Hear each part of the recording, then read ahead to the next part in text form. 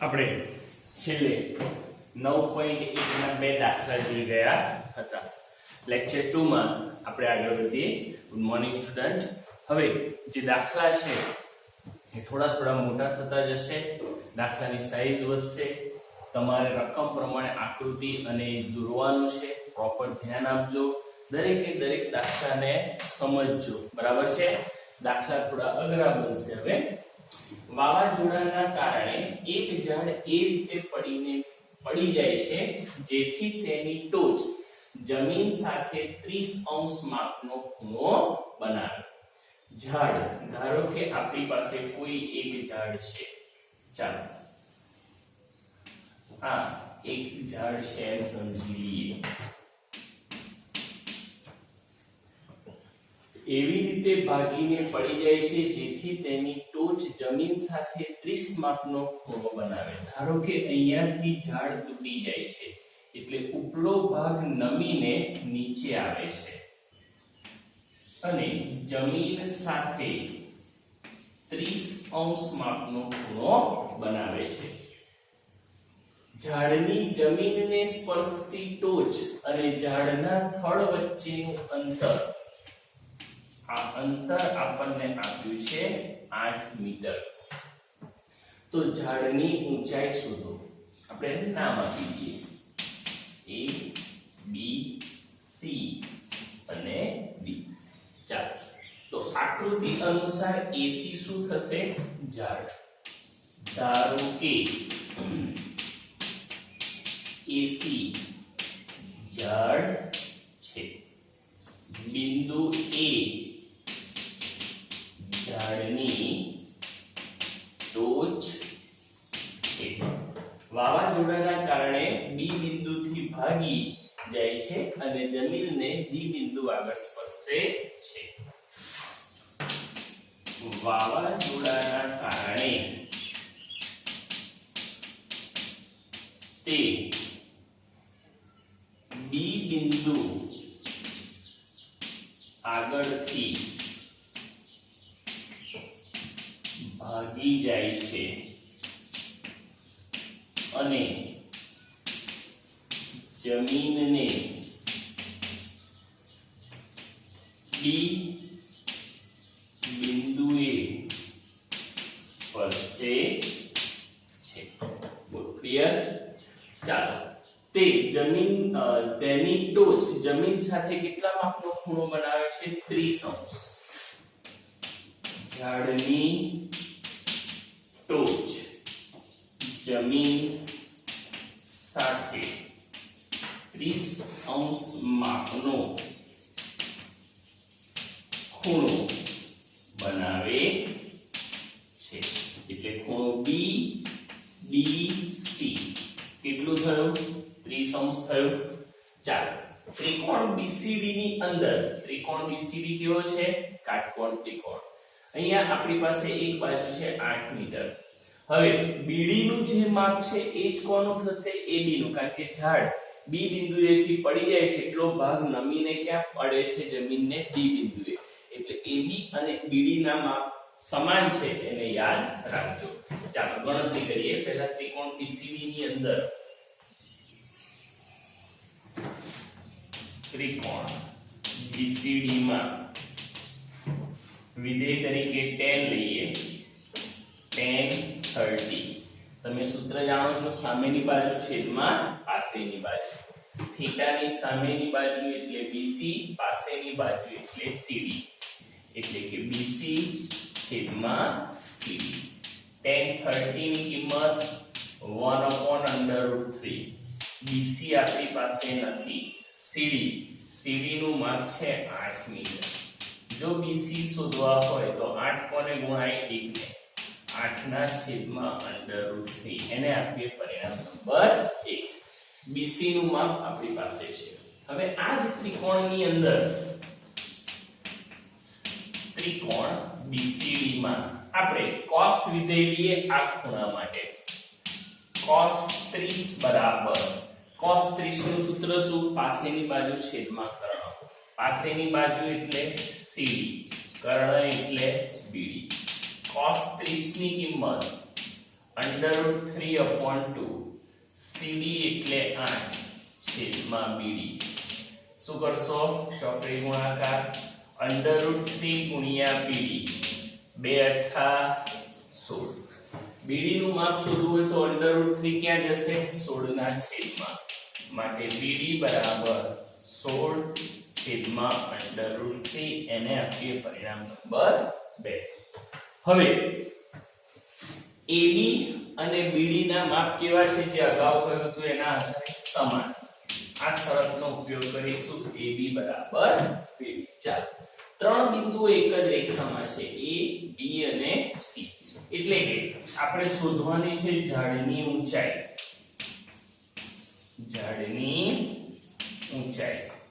ચાલો ઝાડની ઊંચાઈ એટલે AC એ કોના માપનો સરવાળો થશે AB વત્તા BC બંનેના માપનો શું થાય સરવાળો એટલે કે AC બરાબર AB વત્તા BC ચાલો AB નું માપ એ કોના જેટલું છે BD જેટલું અહીંયા શરત પ્રમાણે એટલે AB ની જગ્યાએ BD વત્તા BC એમના એમ બોલો ક્લિયર થઈ ગયું હવે BD અને BC બંનેના માપ આપણી પાસે પરિણામ નંબર 1 અને પરિણામ નંબર 2 માં છે એટલે આ માપ જે છે આપણે પરિણામ 1 અને પરિણામ 2 પરથી મૂકીએ તો AC બરાબર એટલે કે ઝાડની ઊંચાઈ AC બરાબર BD નું માપ છે 16 ના છેદમાં √3 BC નું માપ છે 8 ના છેદમાં √3 ચાલો અહીંયા છેદ સમાન છે એટલે અંશોનો સરવાળો કરીએ 16 + 8 એટલે 24 છેદમાં વર્ગમૂળમાં 3 ઓકે ચાલો 24 ના છેદમાં કેટલા આયા √3 છેદમાં √3 છે આપણે એને કાઢવા પડે એટલે સમીકારક અવયવ √3 વડે ગુણો √3 વડે ભાગો તો ચાલો અંશનો ગુણાકાર 24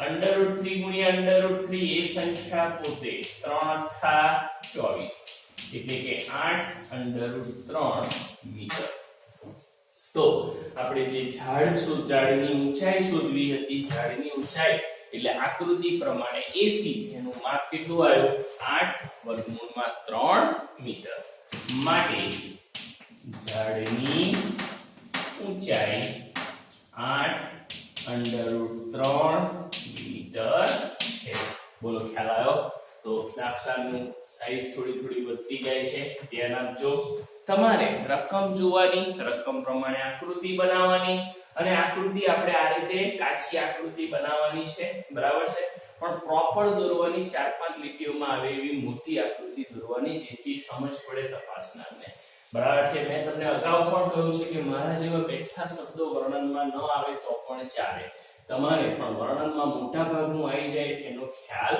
રાખવાનો અહીંયા તમે એક વસ્તુ લખી શકો છો CD નું માપ કેટલું છે 8 મીટર અમુક શબ્દો જે છે તમે તમારી જાતે પણ એડ કરી શકો છો એવું નથી કે ગાઈડમાં છે કે દર્પણમાં છે કે કોઈ સાહિત્યમાં આપ્યું બેઠા એના વાક્યો લખીએ આપણે આપણી ભાષામાં પણ એનું વર્ણન લખી શકીએ છીએ અને ગણતરી જે છે એ વ્યવસ્થિત જો ગણતરી કરો તો સેટ પણ ચેકચાક થયા વિના આપણો આન્સર આવી શકે તો વ્યવસ્થિત દાખલો ઉતારજો રકમ તો કમ્પલસરી લખવાની અને આકૃતિ ફૂટપટ્ટી અને પેન્સિલથી દોરવાની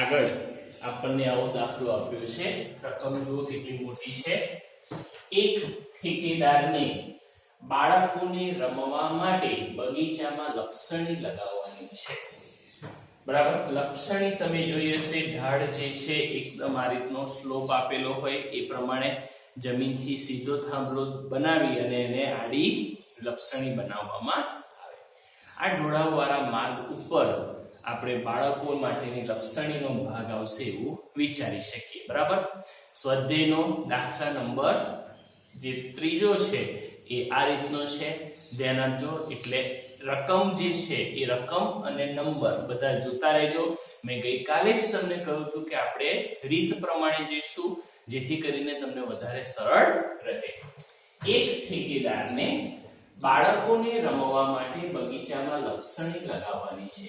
આ માટે તે 5 વર્ષથી ઓછી ઉંમરના બાળકો માટે જમીનથી ઉપરનો છેડો 1.5 મીટર રહે અને જમીન સાથે 30 અંશનો ખૂણો બનાવે. પહેલી લપસણી છે એ 5 વર્ષથી ઓછી ઉંમરના બાળકો માટે છે. બરાબર, આ બાબત યાદ રાખજો. ઓકે, જમીન સાથે કેટલા અંશનો ખૂણો બનાવે છે? 30 અંશનો. અને તેનાથી વધારે ઉંમરના એટલે કે 5 વર્ષથી વધુ ઉંમરના બાળકો માટે 3 મીટર ઊંચાઈએથી સીધો ઢાળ હોય તથા જમીન સાથે કેટલો 60 અંશનો ખૂણો બનાવતી હોય તેવી લપસણીઓ પસંદ કરે છે. બે લપસણી છે. 5 વર્ષથી ઓછી ઉંમરના બાળકો માટે નાની લપસણી બનશે, 5 વર્ષથી વધુ ઉંમરના બાળકો માટે મોટી લપસણી બનાવશે. તો પહેલું આપણે બંને લપસણીઓને એક સાથે દોરવાનો પ્રયત્ન કરીએ. આ જમીન પરનો ભાગ છે. જમીનથી 3 મીટર ઊંચાઈનો આ ઢોળાવ છે, સીધો ભાગ છે. ધ્યાન આપજો. બરાબર છે, સીધો ઢાળ આપેલો છે રકમના આધારે, જે 3 મીટર ઊંચાઈ ધરાવે છે. ધારો કે 5 વર્ષથી ઓછી ઉંમરના બાળકો માટે આટલું માપ જે છે કેટલું છે? 1.5 મીટર. રકમમાં જોઈ લો, જમીનથી ઉપરનો છેડો 1.5 મીટર રહે. એ કોના માટે? 5 વર્ષથી ઓછી ઉંમરના બાળકો માટે. એમની લપસણી જે જમીન સાથે કેટલા માપનો ખૂણો બનાવે છે? 30 અંશના માપનો ખૂણો બનાવે છે. એટલે આટલો ભાગ જે આપણો થયો એ 1.5 મીટર થયો. બરાબર, તો આ જે લપસણી બનશે એ 5 વર્ષથી મોટી ઉંમરના બાળકો માટે જે જમીન સાથે 60 અંશ માપનો ખૂણો બનાવે છે. આકૃતિના આધારે આ જે સીધો ઢાળ છે એ ઢાળ કેટલાનો થશે? 3 મીટર થશે. કેટલા મીટર થશે? 3 મીટર. આપણે અહીંયા લખી નથી શકતા, તમે અહીંયા લખો હોય તો લખી શકો છો અંદરના ભાગ. ચાલો નામ આપી A B C D E. તમે A B C D E ગમે તે નામ આપી શકો છો. તો આ બાજુ જે આકૃતિ થઈ એ આકૃતિ જે છે શેના માટેની? એટલે કે ત્રિકોણ BDE એ 5 વર્ષથી ઓછી ઉંમરના બાળકો માટેની લપસણી બતાવે છે. જ્યારે ત્રિકોણ ABC એ 5 વર્ષથી વધુ ઉંમરના બાળકો માટેની લપસણી સૂચવે છે. બરાબર છે? તો જો એટલો ભાગ આપણે ધારી લઈએ. ધારો કે પહેલું લઈ લઈએ DE 5 વર્ષથી ઓછી ઉંમરના બાળકો માટેની લપસણી. થઈ ગયું? એવી રીતે AC બરાબર 5 વર્ષથી વધુ ઉંમરના બાળકો માટેની લપસણી. જોતા રહેજો. બંને લખી કાઢ્યું. હવે અનુક્રમે પહેલા કાટકોણ ત્રિકોણ ABC અથવા BDE તમારે જે લેવો હોય, બંને ક્રમ અગત્યનો નથી. ચાલો આપણે મોટો ત્રિકોણ લઈએ. કાટકોણ ત્રિકોણ ABC માં ચલો ખૂણો C એટલે ખૂણો ACB નું માપ કેટલું છે? 60 અંશ. બરાબર. ઓકે, AB નો ભાગ, આ જે મોટો ભાગ છે આપણે જાણીએ છીએ કેટલા મીટર છે? 3 મીટર. AB બરાબર 3 મીટર. અને AC એ શું છે? 5 વર્ષથી વધુ ઉંમરના બાળકો માટેની લપસણીનો ભાગ છે. ચલો આમાં આપણી પાસે ત્રિકોણ ABC માં થીટાની સામેની બાજુ એટલે AB છે, લપસણીનો ભાગ શોધવો છે એટલે AC એટલે કે કર્ણનું માપ શોધવું છે. તો કયો ત્રિકોણ કયો વિધેય વાપરી શકાય? સામેની બાજુ છેદમાં કર્ણ એટલે sin. એનો ઉપયોગ કરીએ. sin 60 બરાબર સામેની બાજુ AB છેદમાં કર્ણ એટલે AC. ચાલો હવે અહીંયા ગણતરી કરીએ. sin 60 sin 60 ની કિંમત આપણે જાણીએ છીએ, મૂકી દઈએ √3/2. AB એટલે 3 મીટર છેદમાં AC. ચોકડી ગુણાકાર કરો. √3 ગુણ્યા AC, 3 દુ 6, માટે AC બરાબર 6 ના છેદમાં √3. પહેલું જ કામ, આપણે છેદમાં વર્ગમૂળ ન હોવું જોઈએ એટલે √3 વડે ગુણો, √3 વડે ભાગો, માટે AC બરાબર 6 √3 ગુણ્યા √3 એ સંખ્યા પોતે 3 દુ 6. તો AC નું માપ કેટલું આવ્યું? 2 √3 મીટર. AC એટલે 5 વર્ષથી વધુ ઉંમરના બાળકો માટેની લક્ષણી, એટલે લખી શકાય માટે 5 વર્ષથી વધુ ઉંમરના બાળકો માટેની લક્ષણીની લંબાઈ કેટલા મીટર થશે? 2 √3 મીટર છે. ચલો હવે DE 5 વર્ષથી ઓછી ઉંમરના બાળકો માટે ત્રિકોણ કયો લઈએ? BDE અથવા DBE. ચાલો કાટકોણ ત્રિકોણ DBE માં ચલો DB એનું માપ કેટલા મીટર છે? 1.5 મીટર. ચાલો આટલું જ માપ આપણી પાસે છે. હવે થીટાની સામેની બાજુનું માપ છે, કર્ણનું માપ આપણે શોધવું છે એટલે ફરી પાછો ત્રિકોણમિતિય વિધેય કયો વાપરીશું? sin. sin 30 બરાબર સામેની બાજુ એટલે DB છેદમાં કર્ણ એટલે DE. sin 30 ની કિંમત કેટલી? 1/2. sin 30 1/2. DB નું માપ કેટલું છે? 1.5 છેદમાં DE. શું કરશો? ચોકડી ગુણાકાર. DE ગુણ્યા 1 એટલે DE, 2 ગુણ્યા 1.5, માટે DE બરાબર 1.5 ગુણ્યા 2 એટલે કેટલા મીટર? 3 મીટર. ચાલો હવે DE એટલે 5 વર્ષથી ઓછી ઉંમરના બાળકો માટેની લક્ષણી, એટલે અહીંયા લખીએ વાક્ય માટે 5 વર્ષથી ઓછી ઉંમરના બાળકોની લક્ષણીની લંબાઈ કેટલા મીટર થશે? 3 મીટર છે. બોલો દાખલામાં ખ્યાલ આવ્યો? આ રીતે આપણે બે ભાગ પાડી દીધા.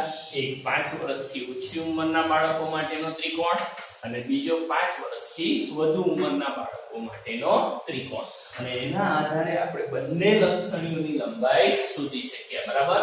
તો ફરી એકવાર કહું છું, રકમ, આકૃતિ અને ગણતરી દાખલા IMP છે. આવા દાખલા પરીક્ષામાં પૂછી શકે, વ્યવસ્થિત ઉતારી દો. ચાલો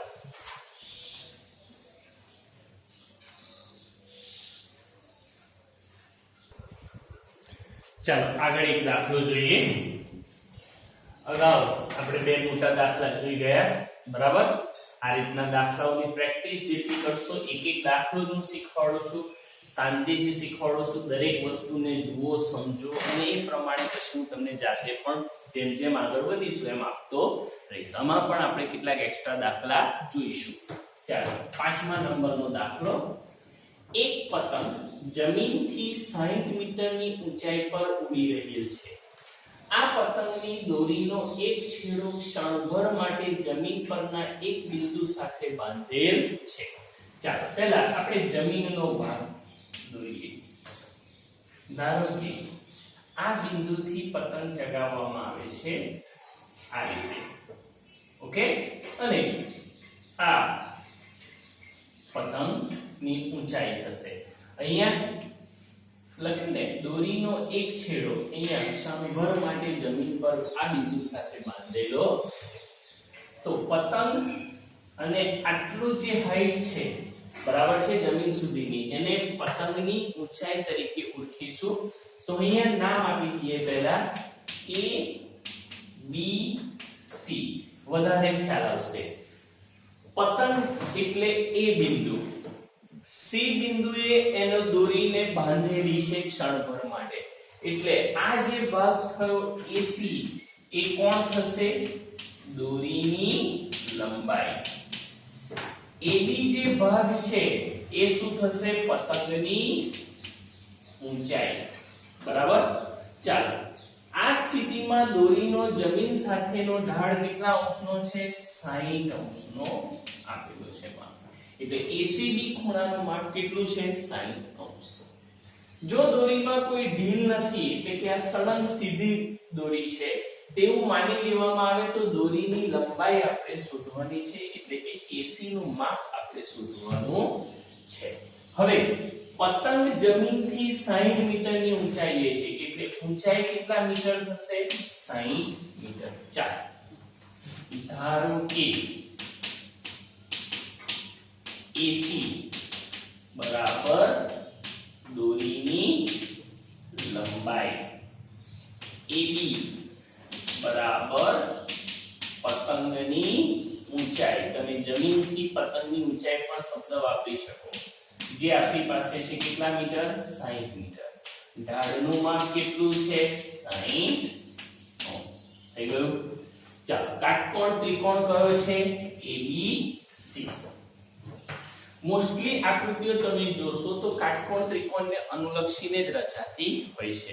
એટલે આ દાખલાની એક મેથડ થઈ, આ એક પેટર્ન થઈ, એ પ્રમાણેની જ કાચી આકૃતિ આવતી હોય છે. પણ આપણે વ્યવસ્થિત 4-5 લીટીઓમાં આવે એવી આકૃતિ દોરવાની. ચાલો કાટકોણ ત્રિકોણ ABC માં ચાલો થીટા તરીકે 60 છે. sin વિધેય લેવાનું કારણ શું? તો થીટાની સામેની બાજુનું માપ આપ્યું છે અને દોરીની લંબાઈ એટલે કે AC કર્ણનું માપ આપણે શોધવું છે. sin નું સૂત્ર સામેની બાજુ છેદમાં કર્ણ. sin 60 એટલે √3/2. AB એટલે sin છેદમાં AC. શું કરશો? ચોકડી ગુણાકાર એટલે કે √3 ગુણ્યા AC બરાબર 60 દુ 120. ચાલો માટે AC બરાબર 120 છેદમાં √3. હવે હમણાં જ 2-3 દાખલા જોઈ ગયા. છેદની સંખ્યા હોય તો આપણે એનો સમયકારક અવયવ લઈશું, એટલે કે √3 વડે ગુણીએ અને સમયકારક √3 વડે એને ભાગીએ. 120 √3 ગુણ્યા √3 એ સંખ્યા પોતે 40 તરી 120, એટલે કે AC નું માપ કેટલા મીટર થયું? 40√3 મીટર. તો AC એટલે કે દોરીની લંબાઈ કેટલા મીટર આવી? તો લખીએ માટે દોરીની લંબાઈ 40√3 મીટર છે. બોલો ખ્યાલ આવ્યો? તો આ લેક્ચરની અંદર 3 દાખલા શીખ્યા. 3 અગત્યના છે. હવે 9.1 ના સળી 1 થી 5 દાખલા જોઈ લો, થઈ ગયા હશે. મેં તમને અગાઉ જ કહ્યું કે આપણે મેથડ પ્રમાણે જઈશું. સહેલા દાખલા, મીડિયમ દાખલા અને અઘરા તરફ જઈશું, જેથી કરીને તમને સમજવામાં સરળ પડે અને દાખલા પ્રોપર આવડે. હું રકમ સહિત લખું છું જેથી કરીને તમને રકમ ડિટેલમાં સમજાવી શકું. ચોપડીના વર્ડ ટુ વર્ડ રકમના શબ્દો વાપરીએ છીએ જેથી કરીને તમે રકમને અને આકૃતિને સમજી અને વર્ણન તમારા શબ્દોમાં પણ લખી શકો છો. બોલો ક્લિયર થઈ ગયું? આવી માહિતીના આધારે તમે એક્સ્ટ્રા દાખલાને જો પ્રેક્ટિસ કરો તો તમને વધારે આવે. આપણે આ ચેપ્ટરમાં એક્સ્ટ્રા દાખલા પણ ઘણા જોઈશું. તો આ લેક્ચરમાં જેટલું પણ શીખ્યા એ સમગ્ર વસ્તુ લખ્યા બાદ ક્લાસ ટીચરને તમારો હોમવર્ક સેન્ડ કરજો. ઓકે.